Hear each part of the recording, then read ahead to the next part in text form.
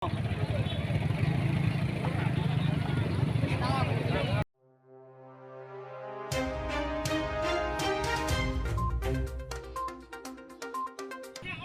news, warga panik, warung dan rumah makan dekat SPBU di Prabu Mulih dilalap si jago merah.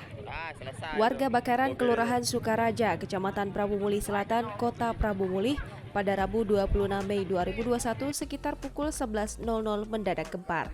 Pasalnya, rumah makan Al-Shinta milik Johnny Effendi, berikut satu unit Mitsubishi Panther dan warung manisan Fadel yang ada di seberang SPBU Bakaran hangus dilalap si jago merah. Peristiwa berlangsung cepat membuat masyarakat panik dan mencoba melakukan pemadaman api menggunakan ember dan peralatan seadanya. Beruntung tidak ada korban jiwa dalam peristiwa itu, namun akibat kebakaran itu, pemilik warung mengalami kerugian hingga ratusan juta rupiah.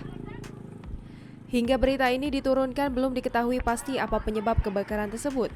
Petugas kepolisian masih melakukan penyelidikan terkait kebakaran yang menghebohkan warga itu.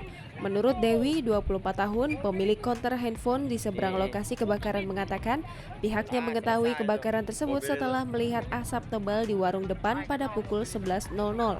Melihat api yang sudah membesar itu, sejumlah warga berusaha memadamkan menggunakan ember dan air seadanya.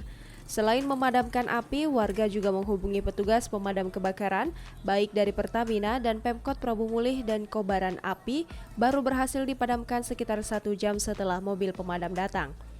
Sedangkan Efriaman yang merupakan Ketua RW 2 Kelurahan Sukaraja menuturkan 2 warung terbakar akibat kejadian itu dan belum diketahui apa penyebabnya.